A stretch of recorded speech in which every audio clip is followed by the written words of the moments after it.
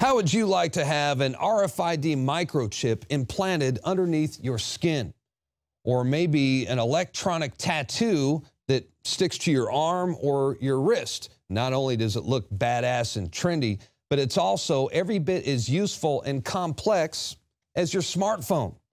Now, I know it sounds like something futuristic or even something out of a science fiction movie, but guess what? The future is now. And not only does this technology already exist, but it's already being developed and implemented at a rapid and accelerated pace as the technological elite finally begin to bridge the gap between our digital and physical identities.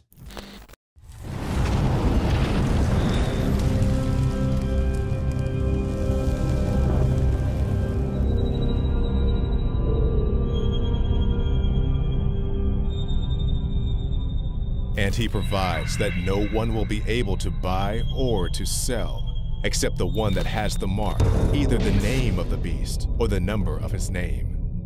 Here is wisdom. Let him who has understanding calculate the number of the beast, for the number is that of a man, and his number is 666. So how close are we to actually having microchips implanted under our skin?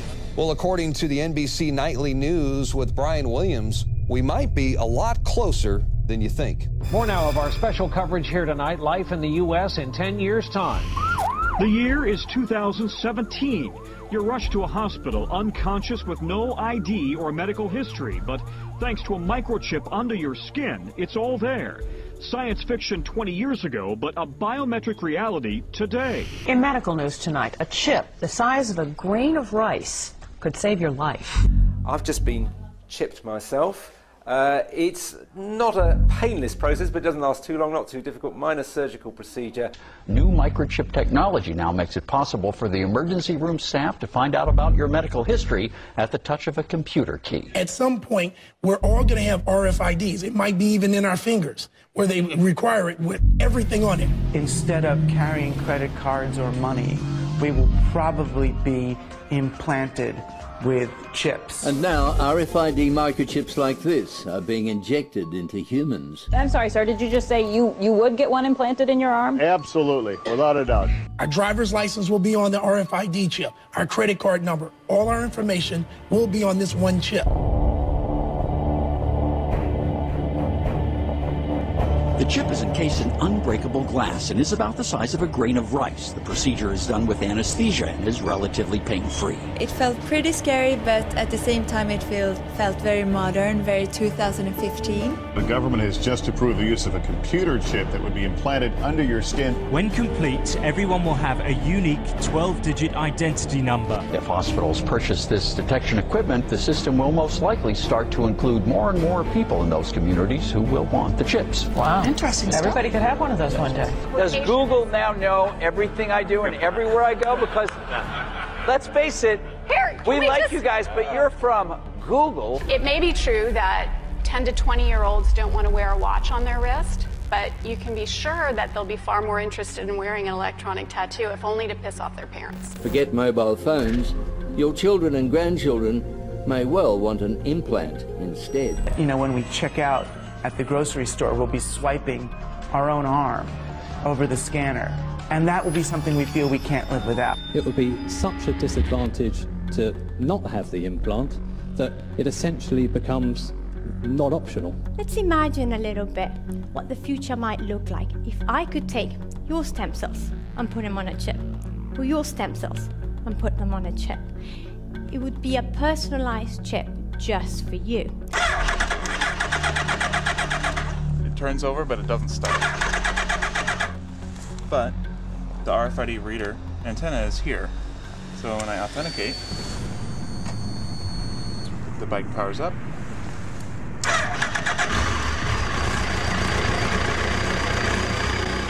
That's it. Imagine if some of these machines could be made so thin, light, and portable that they could be attached right to the surface of your skin and go wherever you go. There's some very sophisticated device functionality sitting on my skin. Welcome to the future, specifically the checkpoint of the future. It is envisaged that the passenger will be able to flow through the security checkpoint without interruption. This is what IATA, which is the airline industry trade body, is hoping will become commonplace around the world. A sort of one-stop shop for security from the curb to the gate, as they say, with dignity. Can a microscopic tag be implanted in a person's body to track his every movement? There's actual discussion about that. You will rule on that, mark my words, before your tenure is over. Mark my words, huh? More like the mark of the beast. Even though it is called a tattoo, there is no need to pierce or puncture the skin. Instead, the device sticks on.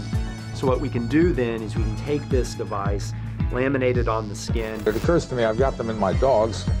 Why wouldn't I have them in small children, too? There are also several products available to keep track of children. Many of them act as emergency cell phones and tracking devices, with some even able to display on a map the places your child has visited. They told you we're giving you a nano tracker chip? Yes. To think something so small can connect you to everything that matters. Because I'm in love with my kids' kids. Because my car lost control while driving. Because now I'm looking out for both of us. Because I have diabetes, but it doesn't have me. Because I spend my life in the ER trying to save yours.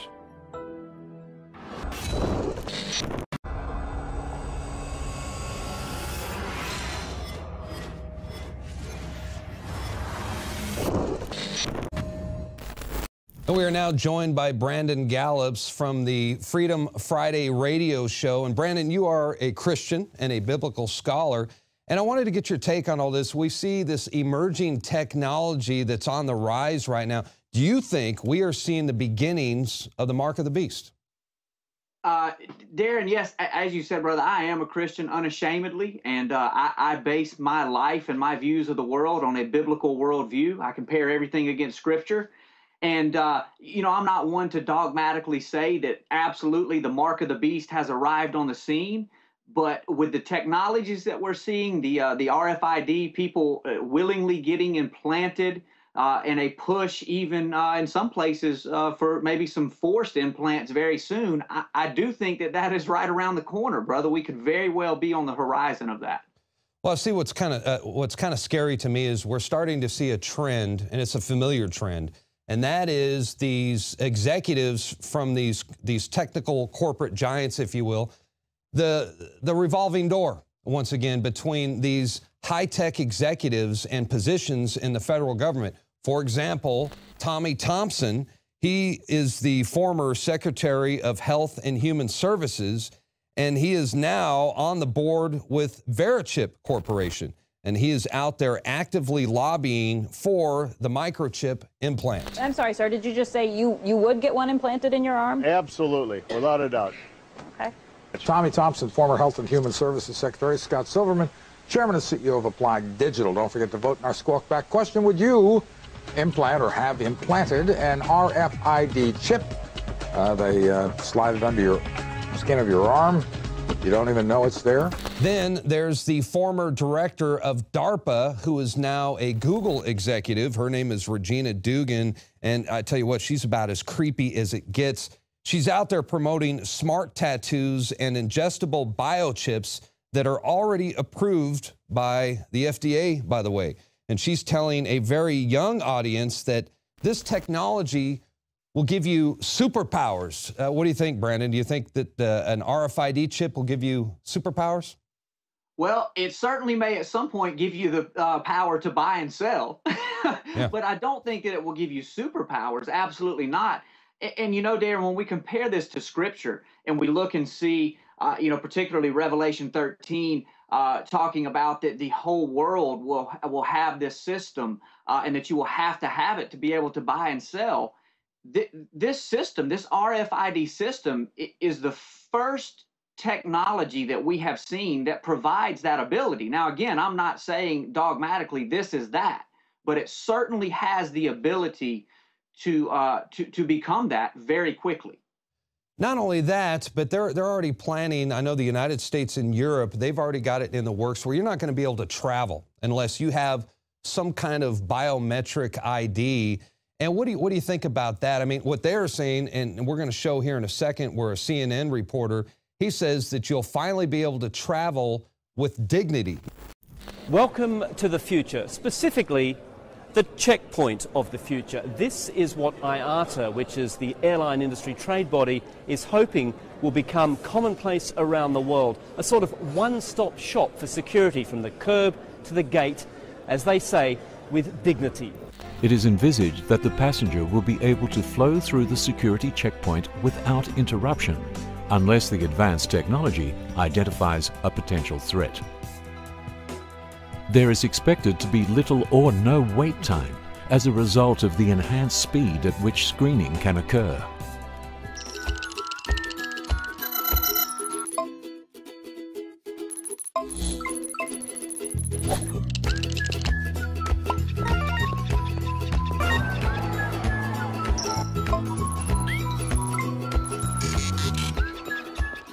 So there you have it, basically a system which, if IATA has it right, will mean that passengers go from the curb to the gate in their language with dignity, without having to stop, without having to unpack, without having to strip, without having to be worried about being groped. Now, do you think it's going to be dignified to have an implantable RFID chip? No, absolutely not. It certainly won't be dignified, and I won't be traveling. But think about this also, Darren, when we go back to Scripture and it talks about it by their right hand or on their foreheads. You know, obviously John, who saw this vision, lived over 2,000 years ago, and he was using the best language he had to describe what he was being shown. Sure. So, listen, the forehead, the biometric ID, that could be as simple as a retina scan. And we're already seeing these technologies being mandated in, of all places, Israel, which I think is very interesting.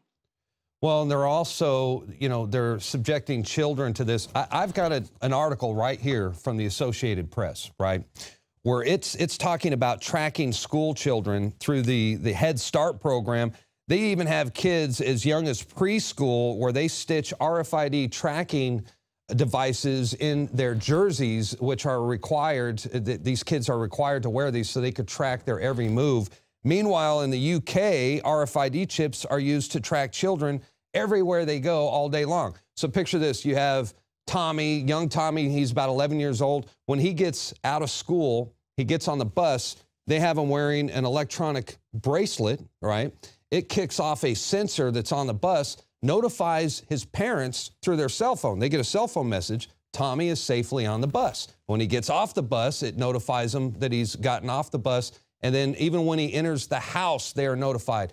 So I think it's going to end up, if these kids are raised like this, it's going to be an easy transition for them when they're finally told, listen, the bracelet comes off, now you get the RFID chip implant. What are your thoughts on that? I think you are 100% correct, Darren, because just think about this. Everything that we see that we now realize is evil, going back, you know, the Patriot Act, all of the NSA spying and everything. Listen, that was sold to us as we need this for safety.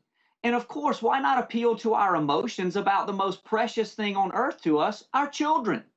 Listen, we can put this in your children and you never have to worry about your child going missing or being abducted. We will always know where they are. We can always find them, when in fact it may very well be that this is the most evil technology we have ever seen, but it will be sold to us, just like you're saying, in the name of safety. We're already seeing that. Well, technology is definitely a double-edged sword, because I could see there's a lot of advantages. Yeah, I would like to know where my children are and that sort of thing, and if they are ever to get lost, it would be nice to be able to track them. So they're definitely going to sell it that way. Well, I tell you what, if you think the federal government is not going to utilize this technology to track its own citizens, think again. Here's Attorney General Eric Holder talking about a conversation he had with Vice President Joe Biden about mandatory electronic bracelets for gun owners. Vice President Biden and I had a meeting with a group of technology people and talked about how guns can be made more safe by making them either through fingerprint identification, the gun talks to a bracelet or something that you might wear, how guns can be used only by the person who is lawfully in possession of the weapon. And here's another very alarming clip from then Senator Joe Biden before he became vice president, and this was during the confirmation hearings for Supreme Court Justice John Roberts.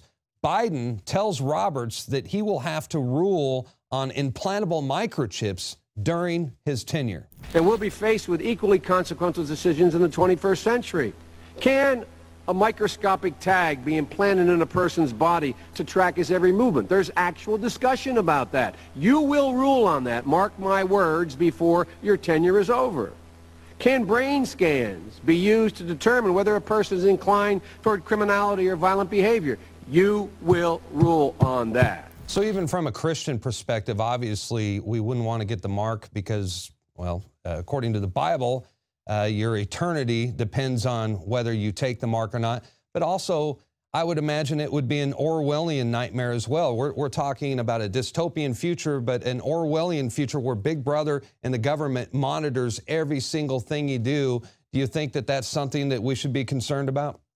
No, I definitely do, because you have to think, I mean, just common sense would tell us that when this time comes, when we see something mandated where they are trying to mark every person in the whole world, whether that be for tracking or for buying or selling or whatever it is, it's not just going to be Christians, people like myself who are familiar with the word, that say, wait a minute, we know what this is. There's going to be people out there who just common sense, who may give no regard to the Bible at all, that say, this is crazy. There's no way I'm going to participate in this. So yeah, absolutely. I think that we'll see both. And you know, the scripture is very clear that Christians are going to be submitted to this at some point. We are going to have to make this decision.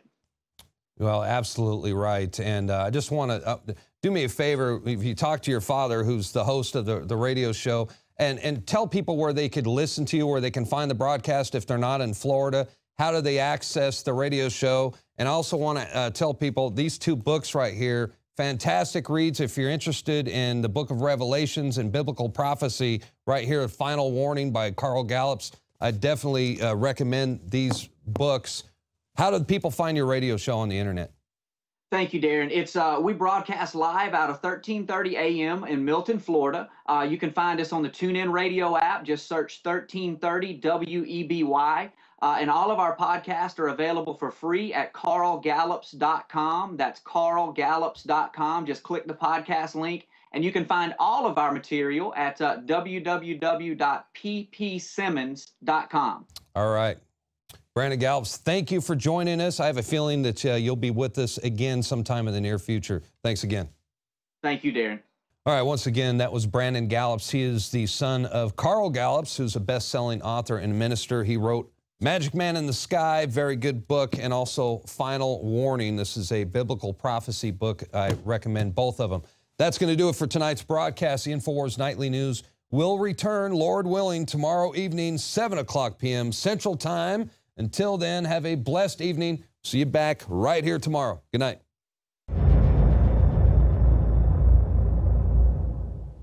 From the water table to our soils to the atmosphere itself, our world is becoming more and more toxic each and every day. But it's not just the air outside that's toxic. Indoor air has been shown to have 2 to 5 times higher concentrations of pollutants than even outdoor air. And most Americans spend 90% of their time inside using toxic chemicals within their homes. There are more than 42 million smokers in the United States. Well over 1,000 types of mold and mildew linked to numerous conditions. And don't forget the fact that 6 million Americans live with pets they're allergic to as well. When I began to research these statistics, it was clear to me it was time to start cleansing my lungs in order to combat the toxic environment that we cannot escape, but that we can fight back against. Made with organic and wild cultivated herbs and manufactured in the USA, the new InfoWars Life Lung Cleanse is here in a convenient spray bottle that can be brought with you throughout any toxic environment. Now available exclusively at InfoWarsLife.com or by calling toll-free 888-253-3139.